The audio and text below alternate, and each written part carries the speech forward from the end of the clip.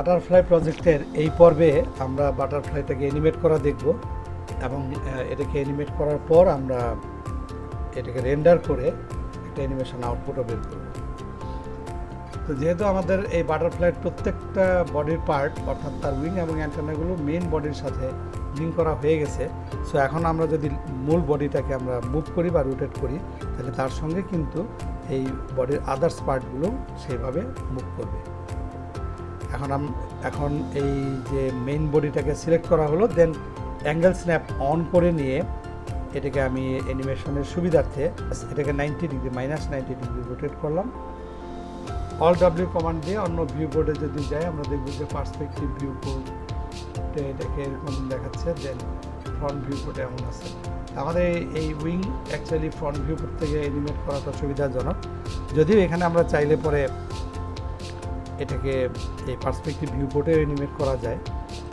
তো যাই হোক, এখন আমি এটাকে যদি অ্যানিমেট করতে চাই, আমাদের এই রাইট উইংটা আমরা সিলেক্ট করলাম, দেন অটো কি অন করে অটো কি বাটনটা আমরা অন করলাম। অন করে নিয়ে এটার জন্য আমরা 5 ফ্রেম ধরা যাক, এখান থেকে এই উইংটা প্রথমে উপর দিকে উঠবে 60 to 70 ডিগ্রি। এর জন্য আমাদের একটা সময় দিতে হবে। আমরা এখানে কিফ্রেম অ্যানিমেশনের খুব বেসিক একটা কৌশল ব্যবহার করছি। তো এটা আমরা 5 ফ্রেম নিয়ে আসলাম আমাদের টাইম স্লাইডারকে।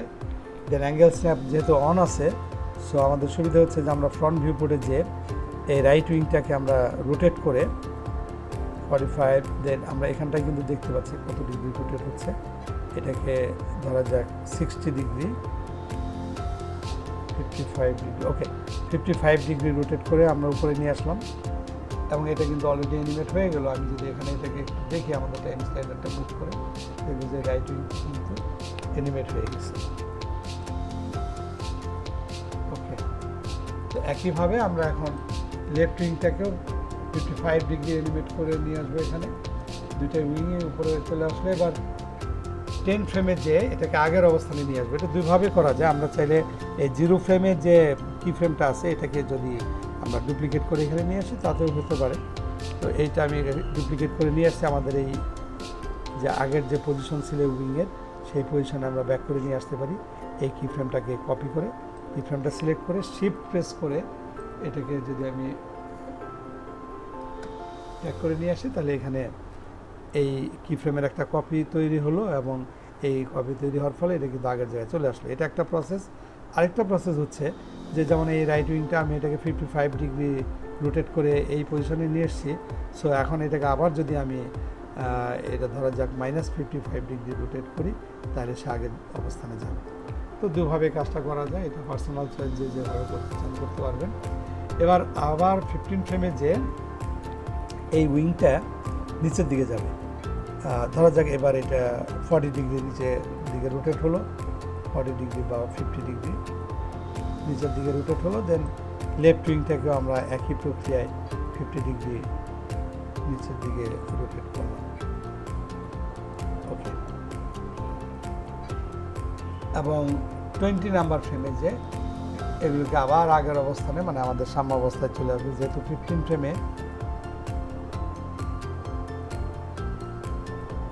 এই 15 ফ্রেমে এই অবস্থায় আছে, সো 20 ফ্রেমে এটাকে আমরা এই যে 10 ফ্রেমে তার যে অবস্থান এই অবস্থানে নিয়ে আসতে চাই। সো এটা এই 20 ফ্রেমে রেখে আমাদের টাইম স্লাইডারটাকে আমরা চাইলে এটাকে যদি কপি করে দেই শিফট ধরে, দেন এটা আমাদের আগের অবস্থানে চলে আসবে। একইভাবে রাইট উইংটাকে সিলেক্ট করে 10 ফ্রেমের যে অবস্থান সেই ইকুইলিব্রিয়াম অবস্থানে নিয়ে আসবে, মাঝামাঝি অবস্থানে। ওকে, এখন অ্যাকচুয়ালি আমাদের এই যে বাটারফ্লাইয়ের উইংটা কিন্তু অ্যানিমেট হয়ে গেছে। আর এটা এই অ্যানিমেশনটা, এটার যে রোটেশনের যে ধরনটা, এই মোশনটার একটা নাম আছে। এটাকে আসলে বলা হয় সিম্পল হারমোনিক মোশন বা সরল দুলগতি, অনেকটা একটা পেন্ডুলামের মতো। আমরা জানি যে একটা ভারী বস্তুকে যদি আমরা এরকম ঝুলিয়ে দিই, কোনো একটা স্থির বিন্দু থেকে ঝুলিয়ে দিয়ে তারপরে এটাকে যখন আমরা একটা সাইডে এভাবে টেনে এনে ছেড়ে দিই তখন এটা কিন্তু দুলতে শুরু করে। অর্থাৎ এই অবস্থান থেকে এটা ছেড়ে দিলে পরে এটা এদিকে আসতে থাকবে, এসে এই সাম্য অবস্থানে আসবে, দেন আবার অপর পাশের একটা সর্বোচ্চ অবস্থানে যাবে, এই অবস্থানে আসার পরে আবার এদিকে আসতে থাকবে এবং এই পুরো ব্যাপারটা ঘটে অ্যাকচুয়ালি গ্র্যাভিটির জন্য সরল দোলকের ক্ষেত্রে। আর সেই ক্ষেত্রে এটার যে মোশন আমরা যদি এভাবে দেখি যে এটা তার ইকুইলিব্রিয়াম পজিশন, এটা তার লেফট সাইডে একটা সর্বোচ্চ অবস্থান, রাইট সাইডে সর্বোচ্চ অবস্থান। তো এটা কি হচ্ছে কি যে এখান থেকে আবার সেদিকে আসবে, অর্থাৎ সে এই ইকুইলিব্রিয়াম পজিশন থেকে লেফট সাইডে একটা সর্বোচ্চ অবস্থানে যে আবার সে এই ইকুইলিব্রিয়াম পজিশনে আসবে, দেন আবার সে এই যে আমাদের পেন্ডুলামের যে বব যেটাকে আমরা বলি ভারী বস্তুটা, এটা ডান পাশে আবার একটা সর্বোচ্চ অবস্থানে যাবে এবং ইকুইলিব্রিয়াম পজিশনে আসবে। এবং এই যে মোশনটা, এই মোশনটা হচ্ছে সরল দুর্গতি বা সিম্পল হারমোনিক মোশন। আপনারা লক্ষ্য করলে দেখবেন যে আমাদের বাটারফ্লাইয়ের যে উইং দুটোর মোশনও কিন্তু এই সিম্পল হারমোনিক মোশন। আর এই মোশনের ফলে এখানে একটা সাইন ওয়েভ জেনারেট হয়, এরকম একটা সাইন ওয়েভ ক্রিয়েট করে এই মোশনে। আমাদের এই প্রজাপতির ডানার এই মুভমেন্টের ফলেও কিন্তু এরকম একটা সাইন ওয়েভ ক্রিয়েট হয়েছে এবং এই সাইন ওয়েভের কিছু এডিটিংয়ের বিষয় এখানে আছে, আমরা সেটা দেখবো। এখন আমরা দেখি যে এই মোশনটা আবার খেয়াল করি যে কীভাবে সরল দোলকের মতো এই যে সাম্যাবস্থানে আছে, এক পাশে সর্বোচ্চ অবস্থানে গেল, আবার সাম্যাবস্থানে আসলো ইকুইলিব্রিয়াম পজিশনে, দেন আদার সাইডে সে একটা ম্যাক্সিমাম ডিস্টেন্সে গেল, দেন আবার সে তার ইকুইলিব্রিয়াম পজিশনে আসলো। সো পুরো বিষয়টা একটা সরল দোলকের মতোই। আর এই মুভমেন্টের ফলে এখানে কিন্তু একটা সাইনের ক্রিয়েট হয়েছে। আমরা এটা যদি কার্ভ এডিটরে যাই আমাদের একটু অ্যাডজাস্টও করা লাগবে। এবার আমরা অটো কিটাকে অফ করে দিতে পারি, অটো কি অফ করে দিয়ে দেন আমরা এটা যদি রাইট বাটন ক্লিক করে কার্ভ এডিটরে যাই, তাহলে আমরা কার্ভ এডিটরে যেয়ে দেখবো যে এখানে একটা এরকম একটা সাইনের ক্রিয়েট হয়েছে আমাদের এই রাইট উইংয়ের। এই হচ্ছে আমাদের রাইট উইং, তার যে ওয়াই রোটেশনের ফলে, এটা অ্যাকচুয়ালি এক্স রোটেশন না, এটা ওয়াই রোটেশনের ফলে আমরা এরকম একটা সাইন ওয়েভ পেয়েছি।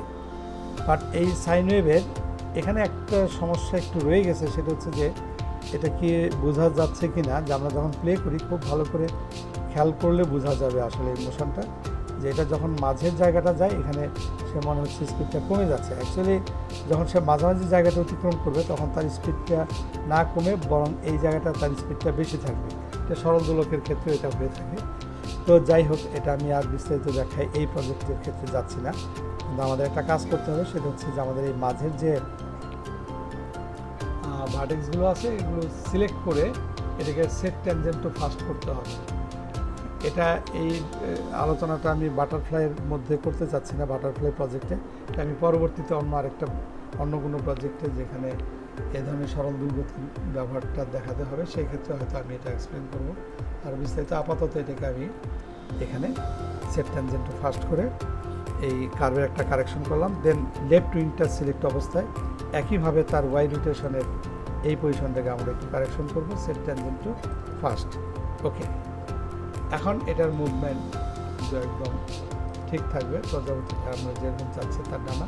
বাট এটাকে আমরা এখন কন্টিনিউ করতে চাই, কারণ ধরা যাক যে আমরা একটা প্রজাপতি উঠছে, আমরা দেখাবো যে 10 সেকেন্ড বা 20 সেকেন্ডের একটা অ্যানিমেশন, সেখানে 10 সেকেন্ডের একটা অ্যানিমেশনে বা 5 সেকেন্ডের একটা অ্যানিমেশনে প্রজাপতিটা যদি উঠতে থাকে তাহলে তার এই ডানাটা এখানে মাত্র আমি 20 ফ্রেম, মানে এটা 1 সেকেন্ডেরও কম সময়ের অ্যানিমেট করা হলো এতটুকুতে, তাহলে এটা যদি আমার পুরোটাই অ্যানিমেশন করতে হয় তাহলে আসলে অনেক সময়ের একটা ব্যাপার।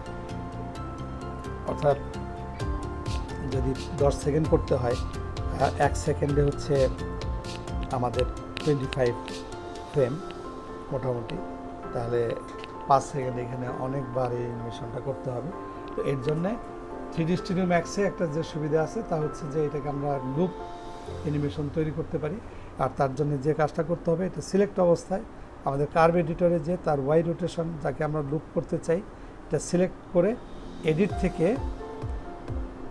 থেকে controller, then out of range টাইপে গেলে এখানে আমরা দেখব যে parameter curve out of range type অনেকগুলো এখানে অপশনস রয়েছে, যেমন কনস্ট্যান্ট, এটা অ্যাকচুয়ালি বাই ডিফল্ট এটা কনস্ট্যান্ট অবস্থায় আছে, বাট আমরা এটা কনস্ট্যান্ট চাচ্ছি না, এটাকে আমরা যদি লুপে নিয়ে আসি, এই লুপটা আমরা অন করে দিলে এটা লুপ থাকবে, দেন ওকে। এবার যদি আমরা প্লে করি তাহলে দেখব যে আমাদের এই লেফট উইংটা কিন্তু কন্টিনিউয়াস হয়ে গেছে, বাট আমরা এই বিষয়টা রাইট উইংয়ের ক্ষেত্রে চাচ্ছি। দ্যাটস ওয়াই আমরা এবার রাইট উইংটা সিলেক্ট অবস্থায় আমরা এগেইন যদি কার্ভে যাই, যে এটাকে এডিট থেকে then controller, then out of range type, আমরা এখানে এই লুপ অ্যানিমেশন এটা চেক করে দিচ্ছি এই বাটনটা, এটা অ্যাকচুয়ালি পজিটিভের দিকে, আর 0 থেকে পজিটিভ ইনফিনিটি ফ্রেম পর্যন্ত, আর এটা চেক করে নেগেটিভ ইনফিনিটি ফ্রেম। আমাদের নেগেটিভ সাইডের দরকার নেই, আমরা যে ফ্রেম লাগাতে যাচ্ছি না, সো এটা চেক করার প্রয়োজন নেই। আমরা এটা অন করে দিলাম, দেন ওকে। এখানে দেখতে পাচ্ছেন যে এটা একটা কন্টিনিউয়াস সাইনের কানেক্ট করেছে। এখন আমরা যদি প্লে করি তাহলে আমরা দেখব যে প্রজাপতিটা দুটা ডানাই এখানে রোটেট হচ্ছে। ওকে, আমরা চাইলে প্রজাপতির এই ডানার স্পিড যদি ইনক্রিজ করতে চাই তাহলে আমাদের এই যে একটা সাইকেল তৈরি হয়েছে 20 ফ্রেমে, এই 20 ফ্রেমের সাইকেলটাকে যদি আমরা কম সময়ে নিয়ে আসি তাহলে কিন্তু এটা স্পিডটা বেড়ে যাবে। আমরা সেই কাজটাও করতে পারি।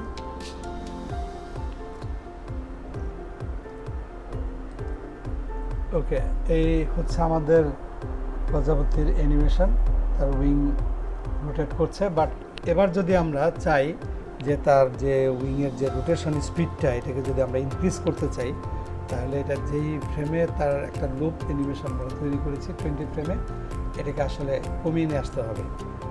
কারণ এটার যদি আমরা স্পিডটা বাড়াতে চাই তাহলে সময়টা আমাদের কম করতে হবে। আমরা সময় কম করার জন্য কী করতে হবে, এটা এই উইংটা সিলেক্ট অবস্থায় আমাদের টোটাল অ্যানিমেশনের যে ক্লিপ এটাকে সরিয়ে কমিয়ে 10 ফ্রেমে যদি আমরা করি তাহলে স্পিডটা ডাবল হবে। সেখানে রাইট বাটন ক্লিক করে আমরা ডোপ শিটে যাব। ডোপ শিটে যে এখানে যদি আমরা দেখি ডোপ শিটে তাহলে এটা পাবো আমরা যেমন রাইট উইংয়ের রোটেশন, এটা হচ্ছে ওয়াই রোটেশন। সো ওয়াই রোটেশনের যে রেঞ্জ আছে এই রেঞ্জটাকে আমরা 10 ফ্রেমে নিয়ে আসবো। ওকে, এটা 10 ফ্রেমে নিয়ে আসলাম। এবার যদি আমরা প্লে করি তাহলে দেখব যে আমাদের রাইট উইংটা অনেক স্পিডে মুভ করছে। তো একই কাজ আমাদের লেফট উইংয়ের ক্ষেত্রেও করতে হবে। এটার ওয়াই রোটেশনের যে রেঞ্জ সেই রেঞ্জটাকে কমিয়ে আমরা 10 ফ্রেমে নিয়ে আসবো। এটাকে যদি আমরা 10 ফ্রেমে নিয়ে আসি, এখন যদি আমরা প্লে করি তাহলে দেখব যে এটার স্পিডটা দ্বিগুণ হয়ে গেছে। এভাবে আমরা ইচ্ছে মতো এটার ডানার স্পিড কন্ট্রোল করতে পারবো। ওকে, এখন আমরা এই প্রজাপতির আমাদের মূল কাজটা শেষ হয়ে গেছে। আমরা আসলে এরকম একটা অ্যানিমেটেড বাটারফ্লাই ইফেক্টে তৈরি করতে চাচ্ছিলাম, বাট আমরা যেহেতু একটা রেন্ডার আউটপুট বের করবো বলেছি, সো আমাদের ব্যাকগ্রাউন্ডে আমরা একটা ইমেজ নিয়ে আসতে চাচ্ছি। 8 নম্বর প্রেস করে আমরা এনভায়রনমেন্ট অ্যান্ড ইফেক্ট উইন্ডোটা ওপেন করলাম। দেন এনভায়রনমেন্ট ম্যাপের নান বাটনে ক্লিক করে এখানে একটা বিট ম্যাপে যে আমরা এখানে এই গার্ডেনের ইমেজ এটা বা এটা যে কোনো একটা ইমেজ আমরা নিয়ে আসতে পারি। ধরো যাক এই ইমেজটা আমরা চুজ করলাম, দেন এটাকে আমরা নিয়ে আসলাম এখানে ওপেন। এখন এই ইমেজটা এই ব্যাকগ্রাউন্ডে শো করার কথা, আমরা অল্টার বি কমান্ড দিয়ে alter B then use environment background okay করলে এখানে শো করবে। বাট আমরা ঠিক যেমনটা চাচ্ছিলাম এটা কিন্তু সেইভাবে শো হয় নাই, একটা খণ্ডিত অংশ আমরা দেখতে পাচ্ছি। এটাকে অ্যাডজাস্ট করতে হবে। এম বাটনে প্রেস করে ম্যাটেরিয়াল এডিটর ওপেন করে এখানে যে এনভায়রনমেন্ট ম্যাপের মধ্যে ম্যাপটি রয়েছে গার্ডেন জেপিজি, এটাকে আমরা যদি ড্র্যাগ অ্যান্ড ড্রপ করি যে কোনো একটা এমটি স্লটে ইনস্ট্যান্স কপি করলাম। আর এটার যে কোঅর্ডিনেট, এটা এই কোঅর্ডিনেট এনভায়রনমেন্ট ম্যাপিং, এটা স্ফেরিক্যাল এনভায়রনমেন্ট আছে, বাট এটাকে আমরা স্ক্রিন মোডে নিয়ে আসবো। স্ক্রিনে আনলে আমরা ঠিক যেমনটা চাচ্ছিলাম সেইভাবে এটা সেট। এখন জি প্রেস করে আমরা গ্রিড লাইনটা হেড করে দিলাম। এই হচ্ছে আমাদের প্রজাপতি। আমরা যদি প্লে করি তাহলে দেখব যে প্রজাপতিটা ডানা নাড়ছে। ওকে, একটা রেন্ডার করে আউটপুট বের করলে এটা মোটামুটি একটা রিয়েলিস্টিক সিন হিসাবে আমরা এটা একটা আউটপুট পাবো। আর এই প্রজাপতিটা যদি একটু নড়াচড়া করে এমনটা যদি আমরা দেখাতে চাই তাহলে জাস্ট এটার মূল বডিটা সিলেক্ট করে অটো কি অন করে প্রজাপতি একটা জায়গায় যেভাবে মুভ করে একটু উপরে নিচে নড়াচড়া করতে থাকে, আমরা সেই মুভমেন্টটা মুভ টুল দিয়েও করতে পারি। তার জন্য ওকে একটা টাইম, যেমন আমরা এখানে হয়তো বা একটা র্যান্ডম ফ্রেম অ্যাসাইন করে এটাকে প্রথমে উপরে নিয়ে গেলাম, দেন আবার আরেকটা ফ্রেমে যে এটা একটু নিচে নেমে আসলো বা একটু বাঁ দিকে সরে গেল, এভাবে আমরা এটার একটা মুভমেন্ট ক্রিয়েট করতে পারি। অবশ্যই আমাদের মূল বডিটাকে আমরা এইভাবে একটা অ্যানিমেশন দিতে পারি।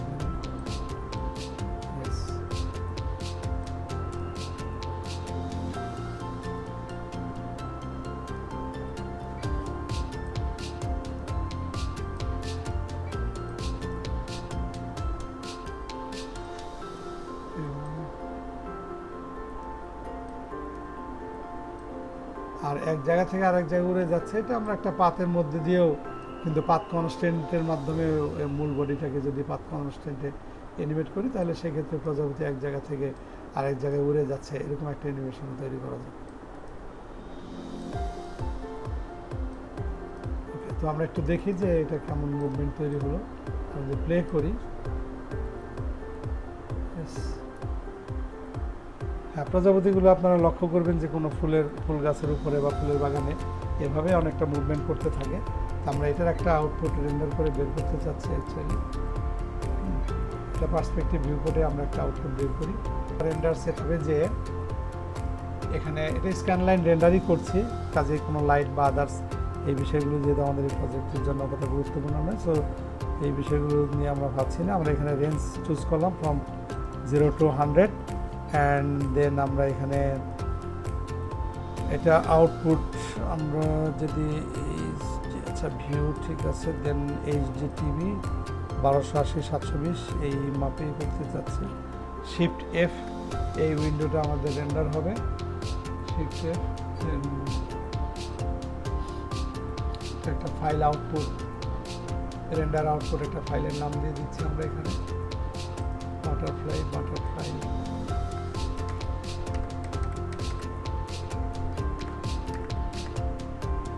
butterfly.avi লিখে দিতে পারি,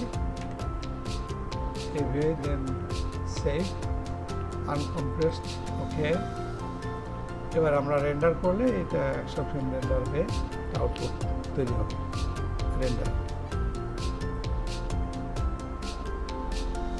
রেন্ডার কমপ্লিট হয়ে গেছে। আমরা যদি প্লে করি তাহলে এরকম একটি আউটপুট আমরা দেখতে পাবো। এই প্রজেক্টটি আপনারা নানানভাবে করতে পারেন, এখানে আরও একাধিক প্রজাপতি নিয়েও কাজটা করা যেতে পারে। তো এই ছিল আমাদের বাটারফ্লাই অ্যানিমেশন প্রজেক্ট। আমাদের বাটারফ্লাই অ্যানিমেশন প্রজেক্টটি এখানে শেষ হলো।